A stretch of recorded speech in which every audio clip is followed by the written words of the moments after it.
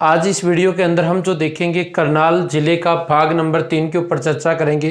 भाग 1 और 2 हमारे चैनल की प्लेलिस्ट में जाइए और उसको आप एक अच्छे तरीके से देखिए और उसमें बहुत सारी चीज़ें करवाई हुई हैं जो आपने पहली बार शायद पढ़ी भी होंगी।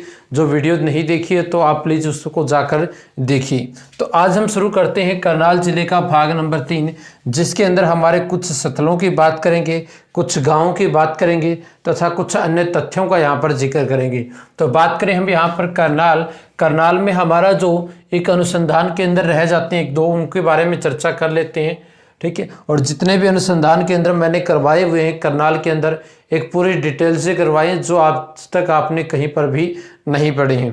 तो यानी जो हरियाणा जी की ऐसी करवाई जा रही है जो आपने पहले कभी नहीं पढ़ी होगी, शायद इतना कुछ करवाया भी नहीं गया होगा। 1+ तक हमारा यहाँ पर सिर्फ हम करनाल जिले के ऊपर चर्चाएं कर रहे हैं, बहुत कुछ रह जाता है। ये भी वो पॉइंट्स बताए गए हैं भी HSSC का जैसे जैसे परीक्षा लेने का लेवल बढ़ता जा रहा है, हम देखते हैं मैथ के क्वेश्चंस देख लीजिए आपका और अदर सब्जेक्ट देख लीजिए, तो जैसे जैसे उसका स्तर बढ़ रहा है तो उसी हिसाब से ये जीके आपको करवाई जा रही है, ठीक है। चलिए, ये भी सारी चीज़ें इंपॉर्टेंट ही करवाई जा रही है, कोई भी एक्स्ट्रा या फालतू की बातें आपको यहाँ पर नहीं बताई जा रही। जो एग्ज़ाम में आगे बन सकते हैं क्वेश्चन उनके ऊपर चर्चा करते हैं। तो चलिए हम बात करते हैं गेहूं अनुसंधान संस्थान जो है वो करनाल के अंदर स्थापित किया गया 1978 के अंदर। तो बात सुनिए, इसके अंदर 1965 के अंदर भारत सरकार के द्वारा गेहूं अनुसंधान संबंधित एक परियोजना चलाई गई थी और उस परियोजना का कोई हेडक्वार्टर नहीं होता था 1965 में, लेकिन 1978 में हरियाणा के करनाल के अंदर एक निदेशालय की स्थापना करी। तो इसलिए हम करेंगे करनाल के अंदर 1978। यदि आपसे गेहूं से रिलेटेड परियोजना पूछी जाए तो वो थी 1965 के अंदर भी। 1978 के अंदर क्या कर दी गई, स्थापना कर दी गई। उसके बाद 2014 के अंदर इस गेहूं अनुसंधान जो केंद्र है इसको बदल कर इसका नाम भी चेंज कर दिया और एक फसल ऐड कर दी जौ की, यानी 2014 के बाद इसका नाम भारतीय गेहूं एवं जौ अनुसंधान संस्थान पड़ चुका है। यानी वर्तमान में इस नाम से जाना जाता है, लेकिन जो स्थापना हुई थी वो सिर्फ गेहूं की फसल के लिए हुई थी। चलिए अगला हम बात करते हैं अनुसंधान संस्थान राष्ट्रीय डेयरी अनुसंधान संस्थान, इसके बारे में जिक्र करते हैं, बड़ा इंपॉर्टेंट है। इसकी स्थापना 1923 में की गई थी और इसकी स्थापना करनाल में ना कर बेंगलुरु यानी कर्नाटक के अंदर करी गई थी और इसका नाम भी ये नहीं था, ये नाम अब है इसका। 1923 में बेंगलुरु में Imperial Institute of Animal Assembly and Dairying, ठीक है, इस नाम से इसकी क्या करी गई थी, स्थापना करी गई थी। लेकिन 1936 के अंदर इंपीरियल डेयरी इंस्टीट्यूट इसका नाम रखा गया, यानी ये नाम भी बदल दिया गया। यानी वास्तविक नाम तो ये था 1923 में, फिर इसका नाम बदलकर इंपीरियल डेयरी इंस्टीट्यूट रख दिया गया। लेकिन आज़ाद होने के बाद इसका हेडक्वार्टर बेंगलुरु से हटाकर 1955 में हरियाणा के करनाल में स्थापित किया गया। तो वर्तमान में इसको किस नाम से जाना गया फिर, राष्ट्रीय डेयरी अनुसंधान संस्थान। तो राष्ट्रीय डेयरी अनुसंधान संस्थान करनाल में इसका हेडक्वार्टर 1955 में बना था, लेकिन इसकी वास्तविक स्थापना हमारी 1923 में हो चुकी थी। लेकिन जब बेंगलुरु से यहाँ लाया गया तो बेंगलुरु में इसका क्या कर दिया, क्षेत्रीय कार्यालय बना दिया गया। इसका एक क्षेत्रीय कार्यालय बेंगलुरु में है और एक कहाँ है, पश्चिम बंगाल में, किसका, राष्ट्रीय डेयरी अनुसंधान संस्थान का। चलिए उसके बाद एक प्रमुख यहाँ पर हम कह सकते हैं तहसील भी आपके आती है, नीलोखेड़ी के बारे में पढ़ते हैं, बड़ा इंपॉर्टेंट शहर है नीलोखेड़ी जो है। इसका 1948 यानी भारत और पाकिस्तान के विभाजन के बाद इसकी स्थापना करी गई थी। नीलोखेड़ी एक प्रसिद्ध शहर हुआ करता था जब इसकी स्थापना करी, और जब 1956 के बाद हमारे यहाँ पर राज्य बनने स्टार्ट हुए थे, ठीक है, राज्य पुनर्गठन आयोग 1 नवंबर 1966 को हरियाणा तो बाद में बना है, उससे पहले हम पंजाब। तो पंजाब की राजधानी बनाई गई थी नीलोखेड़ी को। नीलोखेड़ी को पंजाब की राजधानी बनाने की घोषणा करी गई थी, लेकिन यह यमुना नदी के किनारे होने के कारण, यानी ज़्यादा नज़दीक है यमुना नदी के, तो उस कारण से यह एक बाढ़ प्रभावित क्षेत्र था। तो सरकार ने क्या किया, इस नीलोखेड़ी को छोड़कर फिर चंडीगढ़ को क्या करा, पंजाब की राजधानी बनाया। यानी नीलोखेड़ी एक ऐसा मतलब अच्छा शहर था जिसको एक राजधानी के रूप में भी स्थापित करने की घोषणा हो चुकी थी। तो पंडित जवाहरलाल नेहरू बड़ा इंपॉर्टेंट है, पंडित जवाहरलाल नेहरू ने नीलोखेड़ी को सपनों का शहर कहा है। तो हरियाणा में सपनों का शहर किसे कहा जाता है, नीलोखेड़ी को कहा जाता है। उसके बाद तराइन का हमें पता ही है, 3 प्रमुख युद्ध लड़े गए थे और तराइन को ही दिल्ली सल्तनत का द्वार भी कहा जाता है। और यहाँ से बासमती चावल बहुत प्रसिद्ध हैं। तो बासमती चावल कहाँ के प्रसिद्ध हैं, यानी धान सबसे ज़्यादा हमारे करनाल जिले में होती है। तो यहीं से हमारा पॉइंट्स बनेगा। बताइए बासमती चावल कहाँ के सबसे ज़्यादा प्रसिद्ध हैं, तो आंसर आएगा आपका तराइन की। आगे हम देखते हैं, एक आता है घरौंडा। घरौंडा जो आता है वहाँ पर भी हम बातें करते हैं। घरौंडा की सबसे इम्पोर्टेंट है, शाहजहाँ का जो शासनकाल था उसके टाइम, शाहजहाँ के टाइम एक फिरोज खान नाम एक व्यक्ति था और उसने एक सराय का निर्माण करवाया था। यहाँ पर सराय का निर्माण घरौंडा में कराया गया था और उस सराय का जो निर्माण कर रहे थे, जो 2 मिस्त्री हम कह सकते हैं जिन्होंने उसका निर्माण किया था, ठीक है, या वास्तुकार हम जो कह सकते हैं, उनका जो रिलेशन था वो मामा और भांजा थे। इसलिए इस फिरोज खान द्वारा सराय बनाई गई थी, उसी को मामा भांजा का किला कहा जाता है। तो हरियाणा में मामा भांजा का किला किस जिले में है, तो आंसर दोगे आप करनाल के अंदर है। उसके बाद इसी घरौंडा में हरियाणा की प्रथम एनसीसी एकेडमी स्थापित की गई है। पुलिस वाली कहाँ है, मधुबन में है। एनसीसी वाली कहाँ होगी, हमारी घरौंडा में होगी।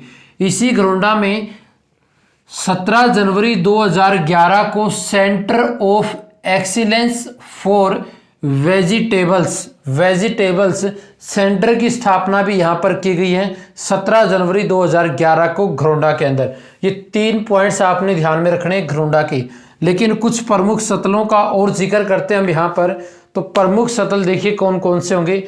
गुरुद्वारा मंजी साहिब, गुरुद्वारा मंजी साहिब जो सिखों के प्रथम गुरु नानक देव जी 1515 के अंदर करनाल में पधारे थे और करनाल में 1515 में पधारे। उस टाइम मुसलमानों का बोलबाला था इस क्षेत्र में, ठीक है, और कई ऐसे जादूगर थे, ठीक है, कलाएं दिखाते थे, ठीक है, लोगों को एक वहम में डालते थे। तो गुरु नानक देव जी ने उन सभी को ये चीज़ें समझाई थी और यहाँ काफ़ी दिन तक ठहरे थे। फिर इसके कुछ शिष्य बने, उन्हीं शिष्यों ने इस गुरुद्वारे का निर्माण करवाया था। तो गुरुद्वारा मंजी साहिब जो है वो कहाँ पर है, करनाल के अंदर। आपने ध्यान में रखना है, करनाल जिले में। उसके बाद गुरु नानक देव की मुलाकात हुई थी एक मुस्लिम जादूगर थे जिसका नाम था पीर अबू अली शाह कलंदर। पीर अबू अली शाह कलंदर ये एक बड़ा इंपॉर्टेंट है और इसने 12 वर्षों तक, बताया जाता है कि 12 वर्षों तक यमुना नदी के किनारे बैठकर क्या की थी, तपस्या की थी, एक मतलब बैठे थे ये 12 वर्ष तक लगातार। तो पीर अबू अली शाह कलंदर जो थे इसकी दरगाहें हैं, 4 दरगाह हैं और 4 दरगाह कहाँ कहाँ पर हैं, एक करनाल में है, एक पानीपत में है, एक इंद्री में है और एक बूढ़ाखेड़ा में है। बूढ़ाखेड़ा, इंद्री और करनाल ये करनाल जिले में है, पानीपत में है। अक्सर एग्जाम में आज ये बताइए पीर अबू अली शाह कलंदर की दरगाह कहाँ पर है। चारों ऑप्शन में दे रखे, यही चारों दे रखे हैं। तो आप टिक किस पे करेंगे, पानीपत भी, क्योंकि सबसे जो मुख्य दरगाह है वो कौन कहाँ है, पानीपत में है। यदि पानीपत ऑप्शन में नहीं दे रखा तो इनमें से दे सकता है। तो करनाल पानीपत में मुख्य है, इंद्री और बूढ़ाखेड़ा, ये 4 जगह पीर अबू अली शाह कलंदर की दरगाहें हैं। उसके बाद हम बात करते हैं Gandhi memorial hall. Gandhi memorial hall अंग्रेजों ने 1906 में महारानी विक्टोरिया के सम्मान के लिए इस हॉल का निर्माण करवाया था और इस हॉल के अंदर भारत, इस्लाम और यूरोपीय तीनों की कलाओं को प्रदर्शित किया गया है। यानी तीनों की कलाएं, भारतीय संस्कृति भी इसमें है, इस्लामी भी है और यूरोपियन संस्कृति से बना हुआ यह गांधी मेमोरियल हॉल है। पहले इसको विक्टोरिया मेमोरियल हॉल कहा जाता था, लेकिन उन स्वतंत्रता के बाद 1948 में इसका नाम बदलकर जो रखा गया बच्चों, वो रखा गया गांधी मेमोरियल हॉल रखा गया। उसके बाद हम बात करते हैं चर्च टावर जो है वो 1806 के अंदर करनाल में बनाया गया था। 1806 में चर्च टावर, तो ये भी आपका इम्पोर्टेंट है क्योंकि करनाल के अंदर 1811 में करनाल छावनी की स्थापना करी थी। पिछली वीडियो मैंने पूरा डिटेल से बताया हुआ है। उसके बाद क्या होता है, लगभग 1800 जो 40 के आसपास है, 40, 41, 42 के आसपास यहाँ पर एक बीमारी आ जाती है, मलेरिया बीमारी, और उसके कारण यहाँ से इस छावनी को बदलकर अम्बाड़ा छावनी में परिवर्तित कर दिया जाता है, शामिल कर दिया जाता है। और अंग्रेज जो पूजा करते, मतलब अपना जो मानते गुरु, वो चर्च के अंदर अपना वो प्रार्थना वगैरह करते हैं, तो इसलिए इसका निर्माण किया गया था चर्च टावर। उसके बाद इंपॉर्टेंट आता है सीता माई मंदिर। सीता माई मंदिर करनाल की सियामढ़ गांव में है। कौन से गांव में? सियामढ़ गांव करनाल के अंदर है। और जब 14 वर्ष का वनवास काट के राम, लक्ष्मण और सीता वापस अयोध्या लौटे थे, उसके बाद प्रजा के कहने पर, प्रजा की बातें ना सुनने के कारण, तो राम ने क्या किया था, सीता को त्याग दिया था। और जब लक्ष्मण उसको लाड़भन जगह पे छोड़ के आए थे, और वहीं पर एक वन होता था ये लाड़भन, और वहीं की पर वाल्मीकि का आश्रम हुआ करता था। और ये पॉइंट्स ध्यान में रखना। और यहीं पर क्या किया था, माता सीता जो है रही थी। उसके बाद लव और कुश का जन्म हुआ था। वो सारी बातें हम रामायण के अंदर जानते हैं।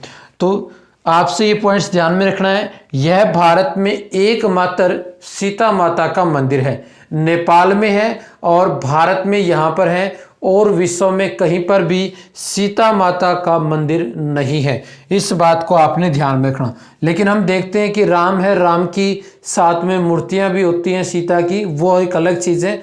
लेकिन स्पेशल सीता माता का जो मंदिर है वो सिर्फ कहाँ पर है, करनाल की सियामढ़ गांव में है, और नेपाल के अंदर सिर्फ 2 ही जगह है और कहीं पर भी नहीं है। इस पॉइंट्स को ध्यान में रखना।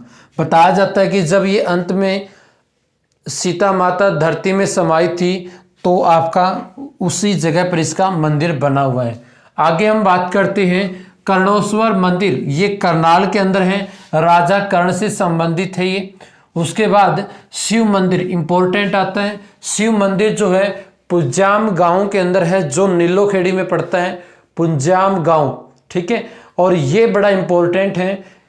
इस शिव मंदिर के अंदर जब महाभारत शुरू हुई थी, क्या हुई थी, महाभारत शुरू हुई थी कौरव और पांडवों के बीच।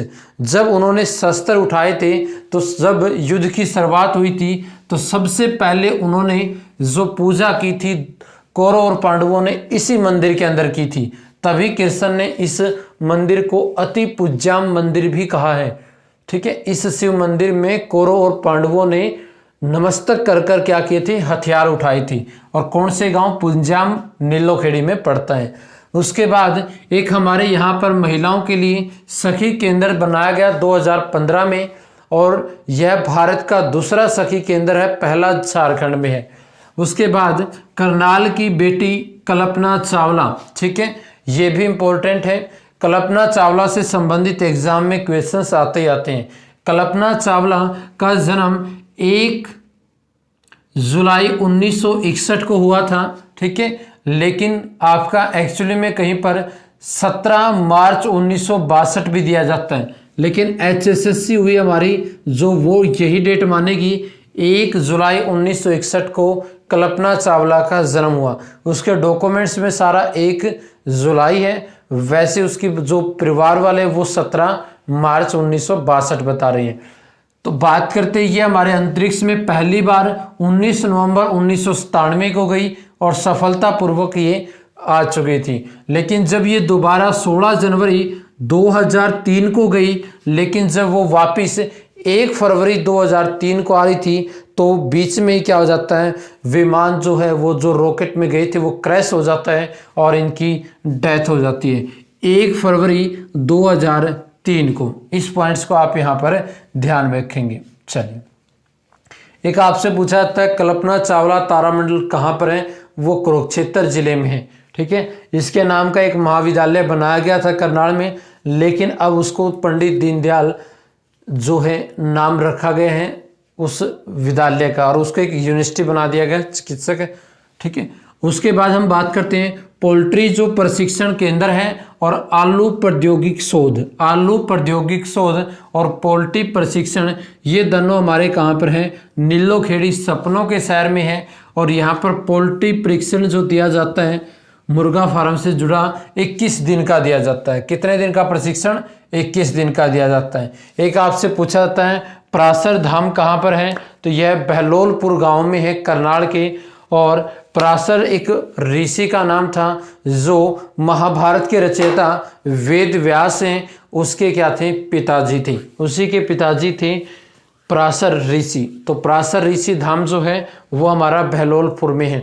तो यहाँ पर हमने करनाल जिले के बहुत सारी चीज़ें पढ़ी हैं, महत्वपूर्ण चीज़ें पढ़ी हैं जो उस एग्ज़ाम में आने वाली भी हैं और इनसे संबंधित आगे भविष्य में क्वेश्चंस भी बन सकते हैं। अपनी तैयारी बनाए रखें। इसी तरीके से वीडियो देखने के लिए बहुत बहुत धन्यवाद। यदि वीडियो अच्छा लगे तो लाइक करें और ज़्यादा से ज़्यादा शेयर करें। नेक्स्ट जो ज़िला है वो जल्दी हमारा चैनल के ऊपर आपको मिलेगा।